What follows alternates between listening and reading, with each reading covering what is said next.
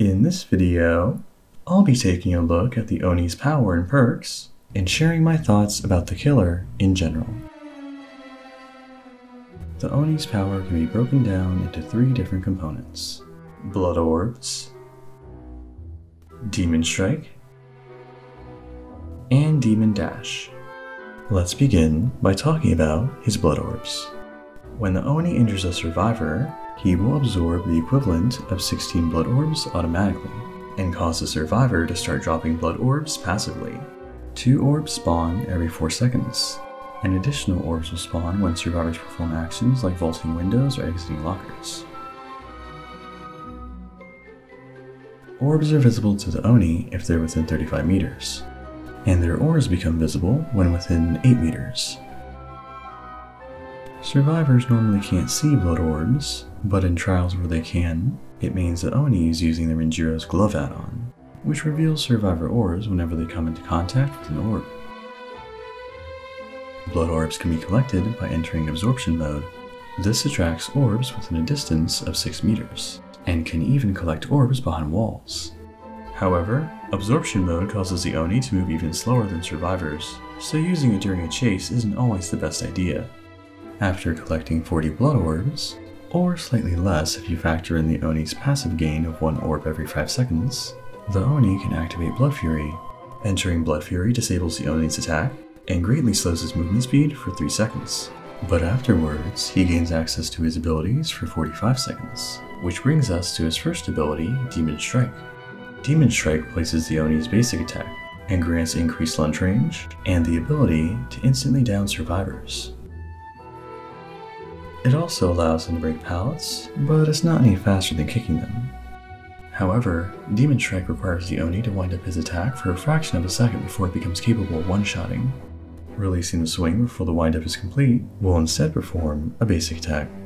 Downing a survivor with Demon Strike consumes a small amount of the power's remaining duration, and picking up a survivor will cancel Blood Fury, but preserve the remainder of the power's gauge. And now for the final component of Oni's power, Demon Dash.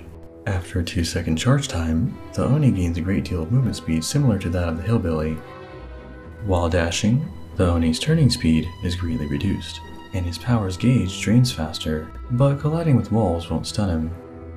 Using Demon Strike during the dash can also break pallets. Once Blood Fury ends, the Oni will suffer a cooldown that disables his attack and slows his movement speed, so if a survivor manages to evade him for the full duration, they get an extra window of time to escape. So that's it for the Oni's power. Now let's move on to his perks. Let's start with Nemesis. This perk causes survivors who blind or stun the killer to become the obsession. It also reveals their aura and removes their ability to hear the terror radius. This can help killers keep track of survivors who give them a hard time during chases. However, reducing the terror radius to 0 doesn't always help that much, since the affected survivor already knows they're being chased. It can make mind games easier though, and can stop annoying perks like Borrowed Time from activating. Pairing it with perks like Dark Devotion, Play with Your Food, and Remember Me can make activating those perks easier, and it could be a strong pick on killers like Myers and Leatherface. Next is Zanshin Tactics. This perk allows the killer to see the auras of pallets and windows within 24 meters, and deactivates for a short time after hitting a survivor. This makes it easy to tell which loops survivors are running for, which is more helpful for newer players and veterans. But I can see this perk being a strong pick on a few killers, namely Clown, Doctor, and Huntress, whose powers rely on careful aim to stop loops. Being able to see these structures through walls takes the guesswork out of where these killers should aim. Zanshin Tactics could also pair well with Bamboozle, allowing the killer to block important windows before a chase begins and get the upper hand. And the Oni's last perk is Blood Echo, which causes all injured survivors to suffer the hemorrhage and exhausted status effects after a player is hooked. I could see it being a decent pick on killers like Nurse, Hag, Wraith, Legion, and Plague, who can easily injure survivors but have trouble securing the second hit. Disabling survivors' strongest perks will make chases much easier, and may encourage them to heal rather than stay injured all game, which buys the killer more time. However, Blood Echo can be rendered entirely useless if none of the survivors are using exhaustion perks, and there won't always be injured survivors when someone gets hooked.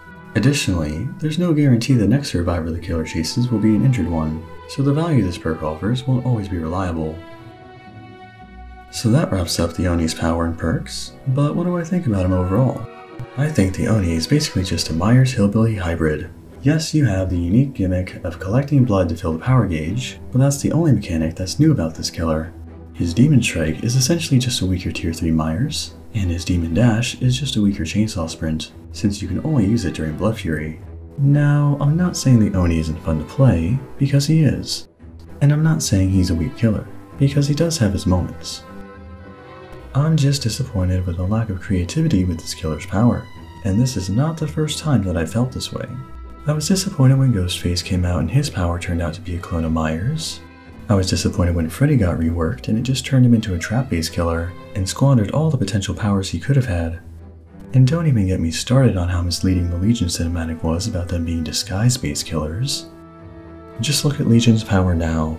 It's a complete mess with a bunch of built-in limitations and feels terrible to play with and against. And I think many players agree his whole kit should be scrapped.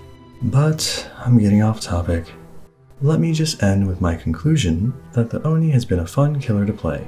His Demon Strike gives him a way to end chases faster, his Demon Dash gives him some mobility, and his Blood Orbs give him some detection benefits, which makes him good at many things, but not a master of any of them. All of his perks seem viable when the right killer or perk combinations are chosen, with Blood Echo being my least favorite due to how hard it is to tell whether you're getting value out of it or not. Overall, I'm pretty happy with how the Oni's theme and power came together. I just wish his ability were more original. So that's it for my review of the Oni. Thanks for watching. If you found this video helpful, make sure to subscribe for future content. Wow, Oni-chan, what are we going to do on the bed?